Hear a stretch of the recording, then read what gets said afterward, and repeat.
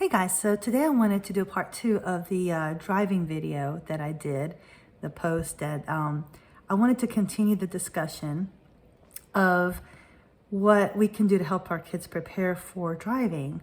And this goes for any child, but the exceptional child is especially more hard. It's harder than the traditional venue because for some parents, they might not feel like they have the patience or the know-how to help their child, and others might decide to do it themselves. But I've done it both ways, and I'm going to tell you the pros and cons of doing that. So if you feel like you don't have the patience or the know-how to teach your child how to drive, there are schools, instructors, and programs available. Every state has them.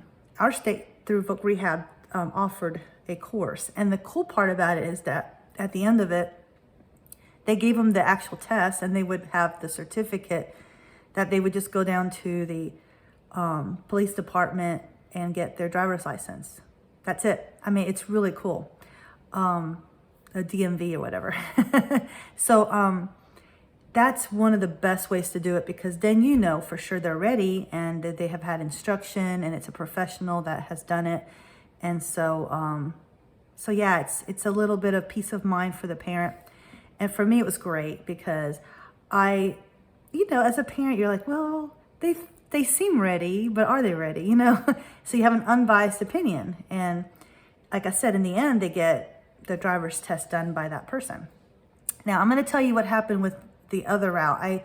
I did teach one of my children how to drive. And when they took their driver's test, they failed it the first time because they were driving too slow. Well, I was taught, and I taught my children to drive 5 below the speed limit at all times, because I was used to driving in a military base. And in a military base, you can get pulled over for driving 1 mile over the speed limit. And so I was raised in that kind of environment.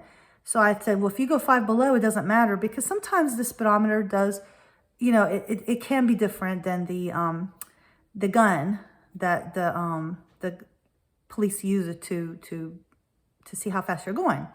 And so, depending on the calibration, it could be off a few miles. So this gives you a little bit of a, buffer.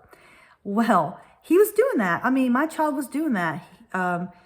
They went 5 below the speed limit, and they were told that they were going too slow. And so that was the worst experience. And before they even left the parking lot of the DMV, they were screaming at him. So he was screamed at. He was already a nervous wreck. And so it was really unfair. But anyway, so that was a horrible experience. And yeah, the second time around, it was only a week later. So obviously, he was ready to drive as just a stupid person. I'm not calling him stupid anyway. The ignorant person. In the South, we call them ignoramus. But anyway, the person just did not understand how to do it, how to give the test. So the next week, we went ahead and we had a different instructor, different evaluator. And he said, oh, he's ready. He's so ready. Proud, be a proud mama, very proud of him. So anyway, so that is something that I thought, you know what? I need to pass this on to other people. You've got to find out. They have different instructors, different people, evaluators that give the test. And there's different cities you can go to. You don't have to take the test in the city that you live in. You can go to a different city. So I did that with another child, and that worked out great. The wait time was less, even though it was a different city. It was a smaller city, so the traffic was less. It was perfect. And they passed it the first time. It was just perfect. So I feel like you got to do what's best for your child. So know that you don't have to take the permit test or the driver's test in the city in which you reside. That you can go anywhere to get that done, first of all. Second of all, prepare them for it. Yell at them if you have to. Say, hey, you may have someone that might yell at you. Yell at them for a little bit. Just kidding. No, but I mean, tell them, prepare them for what might come ahead and what they could expect.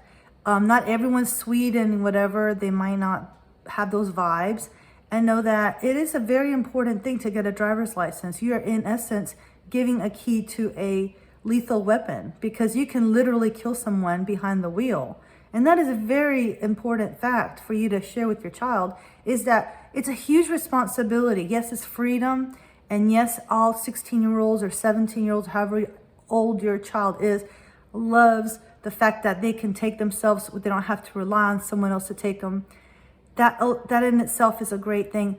But know that it is a huge responsibility, a huge liability for you as a parent as well, because whenever they're out on that road, whatever decision they make is going to impact your insurance, it's going to impact everything. They could total your car, you'll be out of a car. I mean, I'm talking about it in a very candid way, because that's the truth. So make sure you talk to your child about that and let them know, hey, insurance costs this much. Be upfront, say, this is how much I pay for insurance. If you get a speeding ticket, it'll go up. And if it goes up, we may not be able to afford it. So know that, you may have to get a job. No. Anyway, so those are some thoughts that I had in my mind. And there's many more. So I might do a part 3 to this. But anyway, I wanted to share with you guys some of those things that you may not have thought about. All right, good luck on your journey as always. And I'll talk to y'all soon. Bye.